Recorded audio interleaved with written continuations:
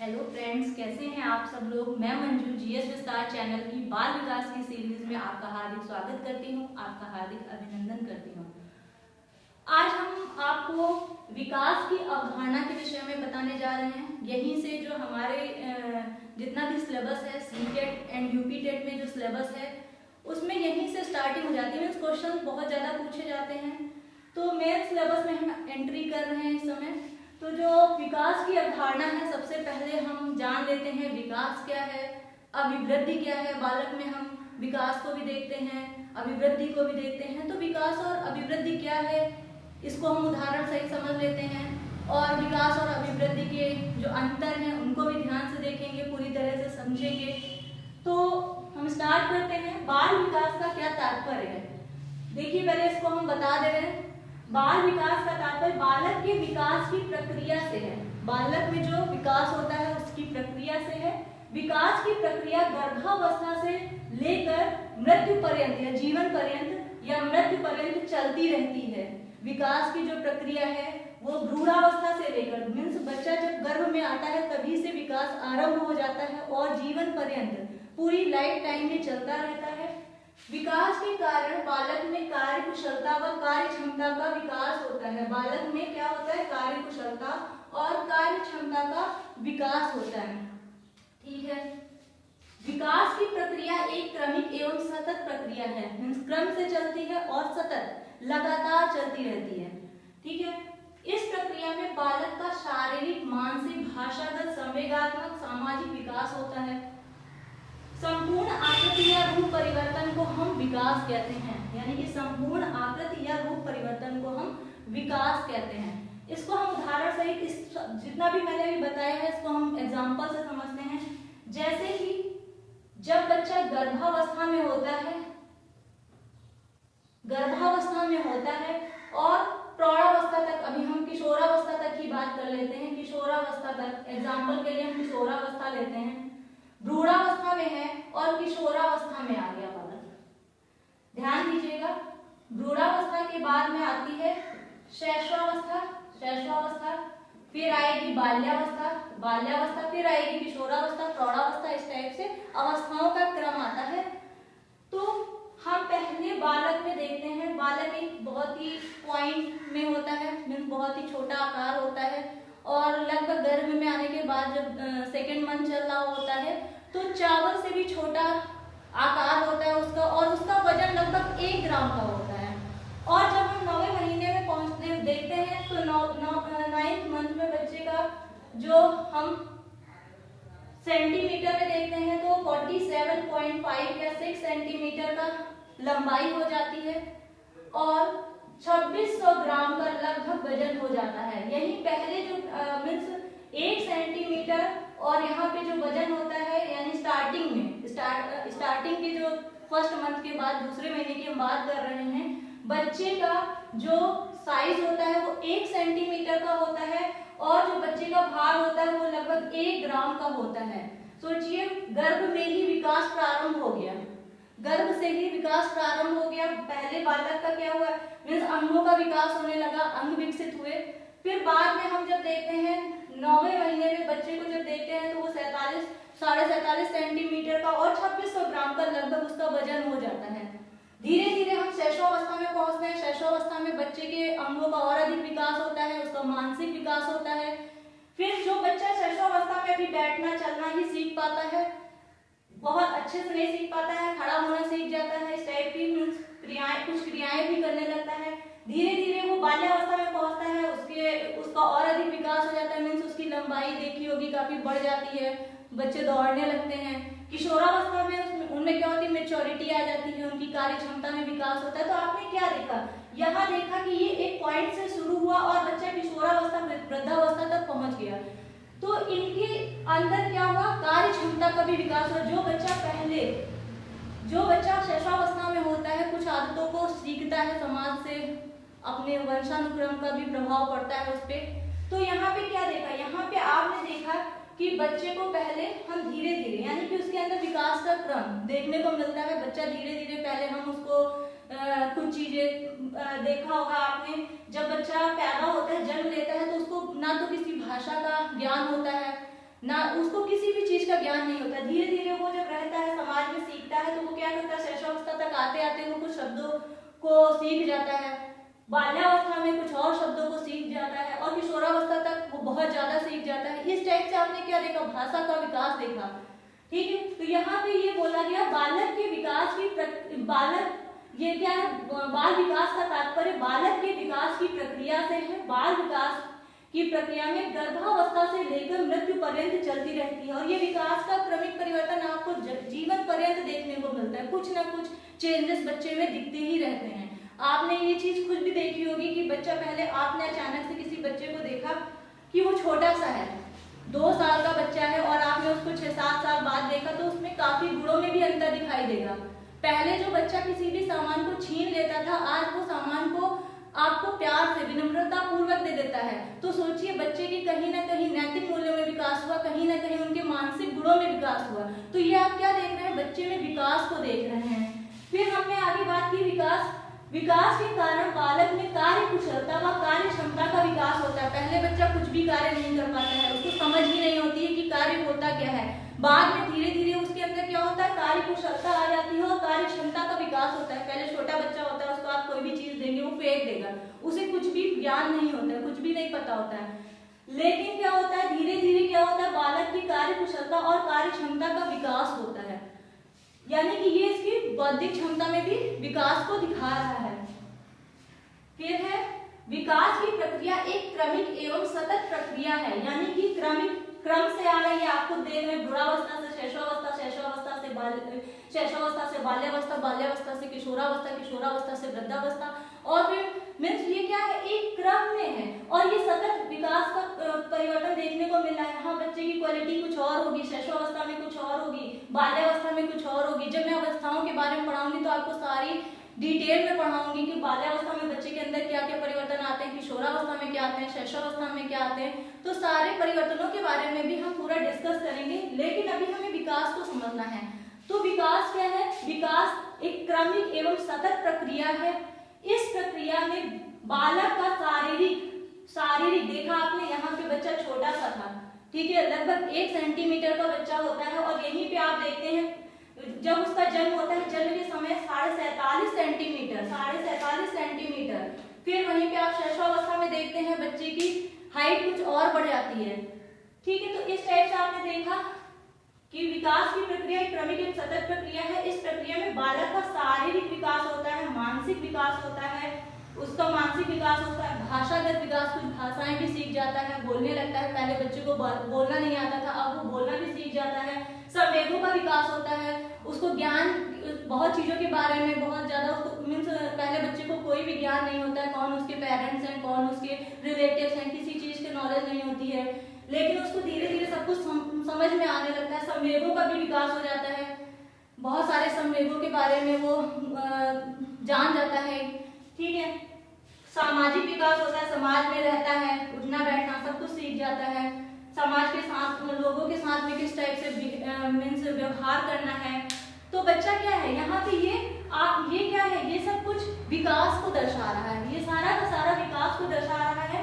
संपूर्ण आकृति या रूप परिवर्तन को विकास कहते हैं। संपूर्ण आकृति या रूप परिवर्तन, आपने देखा यहाँ संपूर्ण आकृति, यहाँ पे आकृति को देखिए और यहाँ पे आकृति को देखिए। एक भ्रूण में जब बालक होता है, एक पॉइंट के शेप में होता है, और जब बाल्यावस्था में तो आप उसकी आकृति को ही परिवर्तित करते, एक दूसरी ही आकृति हमें मिलती है। जैसे कि आप एक और एग्जांपल सीख सकते हैं, समझ सकते हैं कि जैसे कि हमने विकास की प्रक्रिया जो है वो जैविक प्रक्रिया है, सभी को पता होगी, सभी जीवधारियों में पाई जाती है। जहां भी जीवन संभव है वहां पे क्या है, विकास दिखाई देता है, चाहे वो पेड़ पौधे हो, चाहे वो पशु पक्षी हो, मानव हो, सभी में विकास की प्रक्रिया चलती रहती है, सभी में देखने को मिलती है। जैसे कि आपने क्या वो चिड़िया के अंडे को देखा होगा, एक गोल शेप का होता है, ठीक है, आपने खुद देखा होगा, एक साधारण शेप होता है, और उसके बाद में जो उससे अंडे से जो भी चूजा या बच्चा निकलता है वो एक अलग शेप में, धीरे धीरे उसमें पंखों का विकास होता है, आपने उसके अंगों का विकास होते हुए देखा होगा। तो क्या है, यहाँ पे आकृति या रूप परिवर्तन, पहले अंडा था, फिर उसके बाद में वो बच्चा बन गया। तो यहाँ पे आपने देखा कि उसकी आकृति या रूप ही परिवर्तित हो गया, उसका अंडे से रूप परिवर्तित परिवर्तित हो गया। तो ये क्या है? विकास। इसी चीज को हम विकास कहते हैं, इसी चीज को हम क्या कहते हैं? विकास कहते हैं। फिर अभिवृद्धि के बारे में पढ़ लेते हैं। अभिवृद्धि क्या है?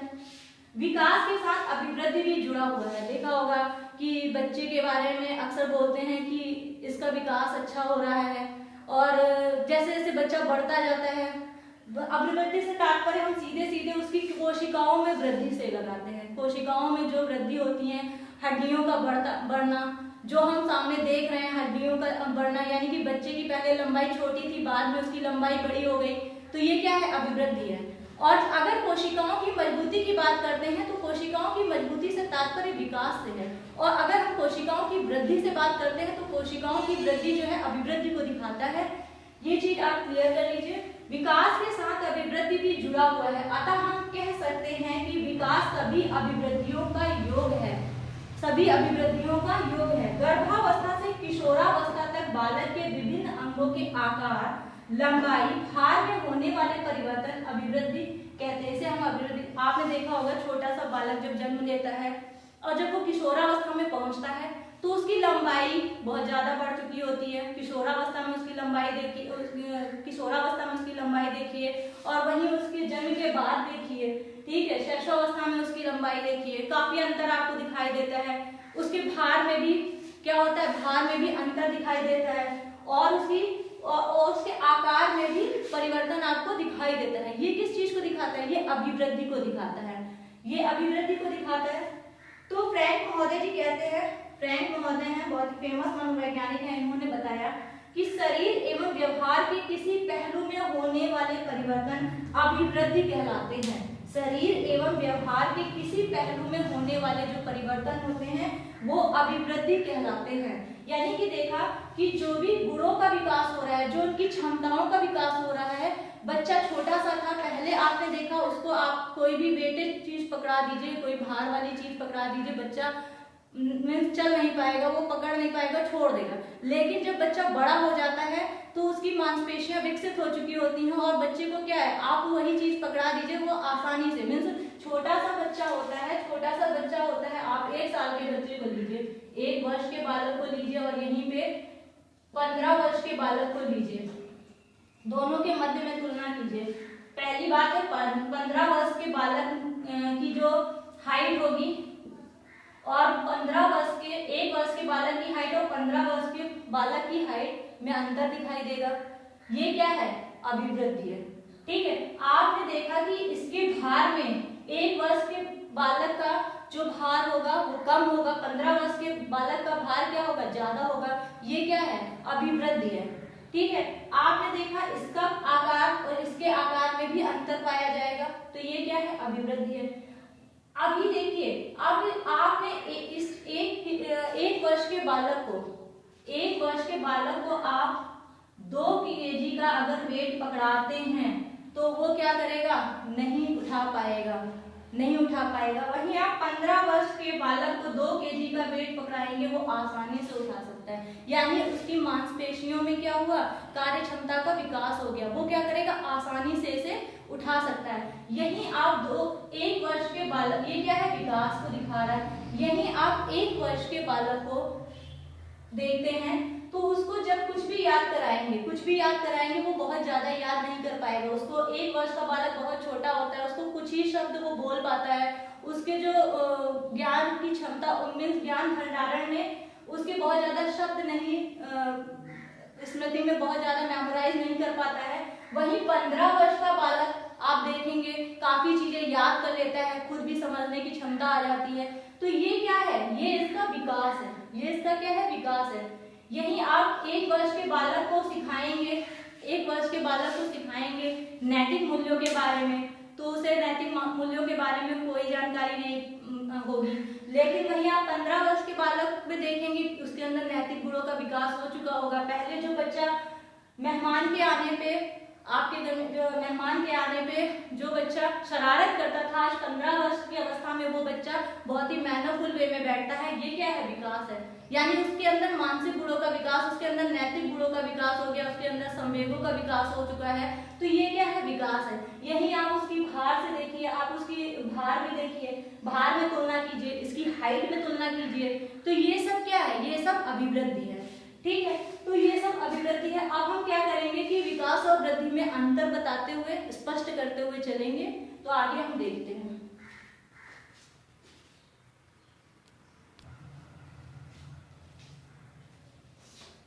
अब हम आगे बात करते हैं। विकास की प्रक्रिया में होने वाले परिवर्तन वंशानुक्रम से प्राप्त गुणों तथा वातावरण दोनों का ही परिणाम होता है। यानी विकास की प्रक्रिया में होने वाले जितने भी परिवर्तन होते हैं वो विकास, यानी इसका कहने का मतलब है विकास इज इक्वल टू वंशानुक्रम इनटू वातावरण। इन दोनों का ही जो गुणनखंड यानी कि इन दोनों का ही परिणाम जो होता है वो विकास कहलाता है। वंशानुक्रम और वातावरण, अगर एक भी जीरो हो गया, यानी अगर वंशानुक्रम का प्रभाव नहीं है तब भी विकास नहीं होगा, और अगर वातावरण का प्रभाव शून्य हो गया तब भी विकास नहीं हो सकता। यानी कि ये इन दोनों के प्रोडक्ट को दिखा रहा है, यानी परिणाम होता है। विकास की प्रक्रिया में होने वाले परिवर्तन वंशानुक्रम से प्राप्त गुणों तथा वातावरण दोनों का ही परिणाम होता है विकास के लिए, ये बताया गया है। यानी कि अगर आपने क्या किया, एक को भी जीरो कर दिया, तो इससे अगर हम वातावरण को मल्टीप्लाई करेंगे तो विकास क्या हो जाएगा, विकास जो हो जाएगा वो जीरो हो जाएगा। और अगर हमने क्या किया, इसमें से एक भी जीरो कर दिया, अगर हमने इसको वंशानुक्रम को तो ले लिया, ठीक है, अगर हमने वंशानुक्रम को तो ले लिया, लेकिन वातावरण को अगर हमने जीरो कर दिया तब भी ये जीरो हो जाएगा, तो समझ में आ गया होगा आपको कि विकास की प्रक्रिया में होने वाले परिवर्तन वंशानुक्रम से प्राप्त गुणों तथा वातावरण दोनों का ही परिणाम होता है। नेक्स्ट हम आगे बढ़ेंगे। अभिवृद्धि और विकास में क्या अंतर है। अभी हमने समझाया आपको अभिवृद्धि क्या होती है, कोशिकाओं में होने वाली जो भी वृद्धि होती है, हड्डियों में जो लंबाई का बढ़ना, ये क्या होती है, अभिवृद्धि को दिखाता है। और अगर हड्डियों में अगर मजबूती आ जाए तो यही क्या हो जाएगा, हड्डियों में अगर मजबूती आ जाएगी तो वो विकास को दिखाने लगेगा। तो इसी चीज से हम अंतर स्पष्ट करते हैं कि अभिवृद्धि और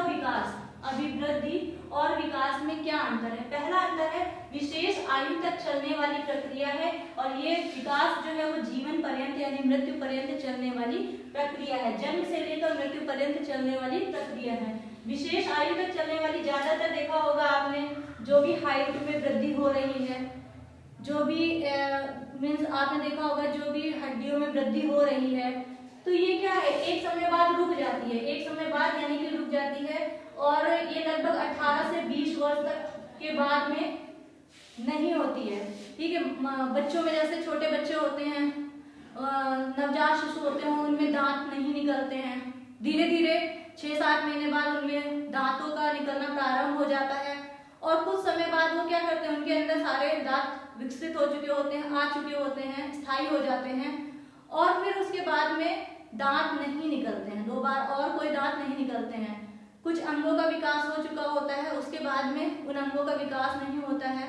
जो भी अभिवृद्धि, यानी कि देखा होगा जितनी भी अभिवृद्धि है वो हमें 18 से 20 वर्ष तक ही मैक्सिमम दिखाई देती है, उसके बाद में ये रुक जाती है।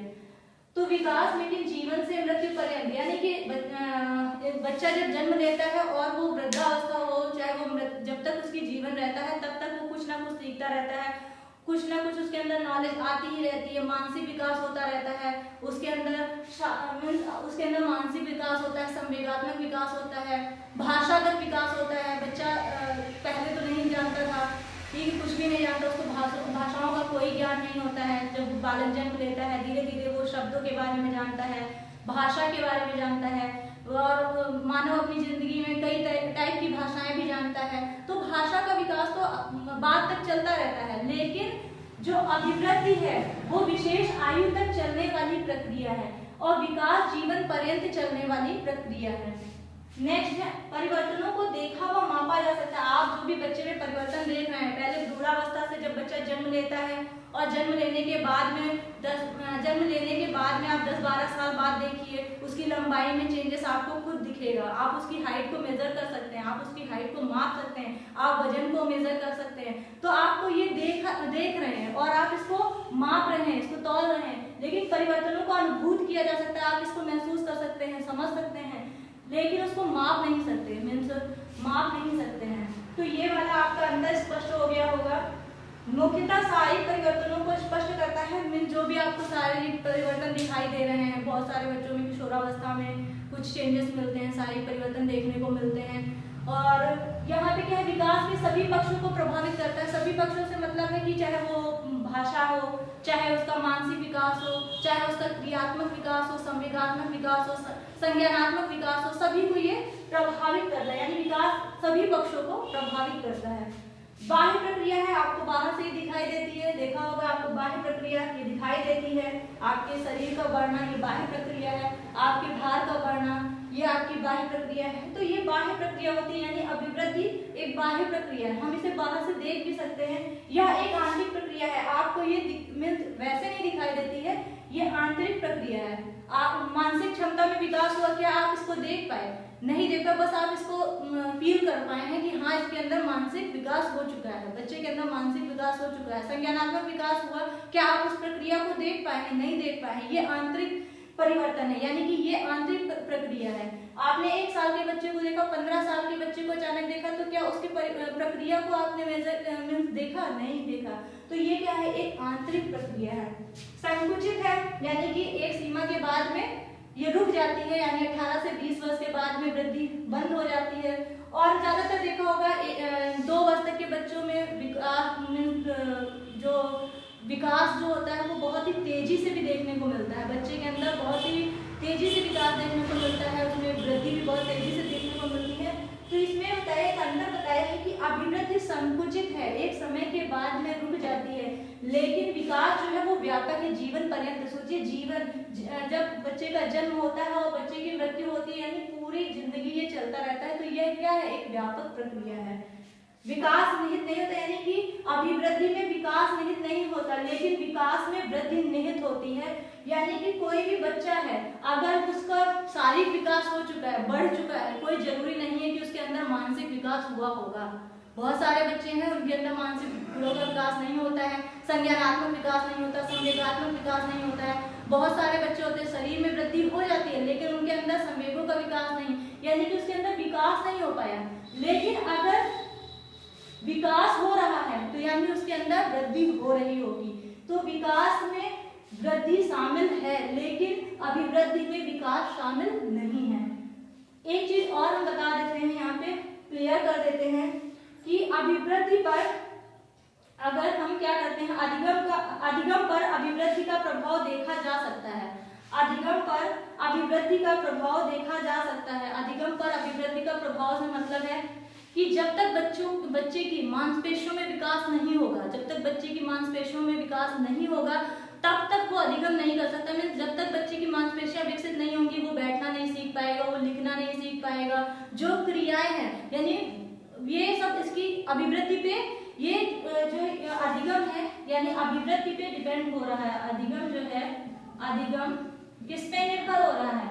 ये अभिवृद्धि पे निर्भर कर रहा है। अभिवृद्धि बच्चा कब सीख पाएगा? जब उसमें वृद्धि हो चुकी होगी, यानी बच्चा डायरेक्ट नहीं बैठना सीख पाएगा। जब उसकी मांसपेशियों में विकास हो पाएगा तभी वो बैठना सीखेगा, वरना वो बैठना नहीं सीख पाएगा।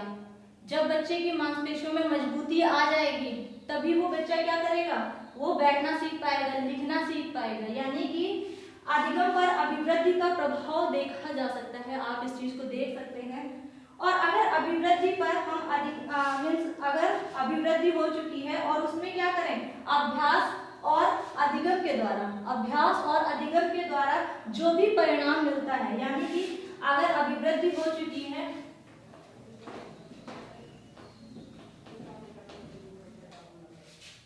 ध्यान दीजिएगा, अगर बच्चे की वृद्धि हो गई है, वृद्धि हो गई है, आप इसे क्या कीजिए? इसको अधिगम कराइए, अभ्यास दीजिए, अधिगम कुछ सिखाइए, प्लस इसको अभ्यास कराइए। बच्चा बड़ा हो गया है थोड़ा सा और आपने उसे क्या किया? अधिगम कराया, सिखाया कुछ भी और अभ्यास कराया, तो इसके बाद में जो भी परिणाम मिलता है वो उसका क्या कहलाता है? विकास कहलाता है। ये इसका क्या कहलाता है? विकास कहलाता है। यानी कि अधिगम प्लस अभिवृद्धि, यानी वृद्धि के साथ में अगर आप अधिगम कराते हैं और अभ्यास कराते हैं, जैसा बच्चा बड़ा हो रहा है आप उसको अधिगम कराइए, अभ्यास कराइए, तो बच्चे के अंदर यानी कि इसके परिणाम स्वरूप जो भी आपको गुण प्राप्त होंगे वो उसके विकास, यानी कि आपने बच्चे को बढ़ते जैसे जैसे बच्चा बड़ा हो रहा है आप उसके मीन्स आप उसको अधिगम करा रहे हैं, ठीक है, उसको शिक्षा दे रहे हैं, अभ्यास करा रहे हैं, तो बच्चा अगर नहीं लिखना सीख पाएगा, पहले नहीं लिखना आता था उसको, कुछ भी नहीं लिखना आता था, आप उसको धीरे धीरे सिखाते हैं कि बेटा ऐसे लिखो, ठीक है, मात्राएं सिखाते हैं। पहले आप उसको क्या करते हैं? अक्षरों का ज्ञान कराते हैं, मात्राओं का ज्ञान कराते हैं, फिर शब्दों का ज्ञान कराते हैं। तो आपने देखा कि धीरे धीरे जैसे जैसे बच्चा बढ़ रहा है आप उसके अंदर क्या कर रहे हैं? आप उसके अंदर अभ्यास करा रहे हैं, उसको अधिगम दे रहे हैं।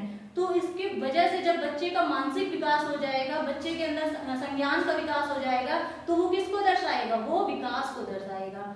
तो यानी कि वृद्धि पे अधिगम और अभ्यास का फर्क जब पड़ता है तो उसके परिणाम स्वरूप विकास होता है, ये विकास हमें दिखाई देता है। यानी कि इससे ये पता चलता है अधिगम और अभ्यास के द्वारा, यानी विकास पे तो इसका असर दिखाई दे रहा है। क्या अधिगम और अभ्यास के द्वारा आप अभिवृद्धि में कोई चेंज कर पाएंगे?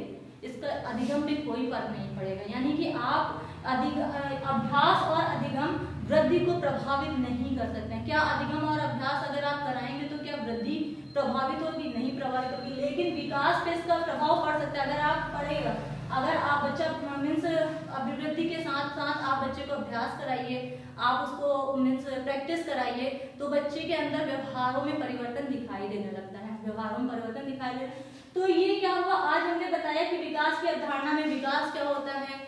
विकास की अवधारणा में हमने अभिवृद्धि के बारे में बात की, उन दोनों मीन्स अभिवृद्धि और विकास के अंतर को स्पष्ट किया। अब हम विकास के जो आगे नेक्स्ट लेक्चर लेंगे उसमें सिद्धांतों के बारे में पढ़ेंगे। विकास पे जो प्रभाव पड़ते हैं वो किसके प्रभाव किस टाइप से पड़ते हैं, तो उन सब के विषय में भी हम चर्चा करेंगे।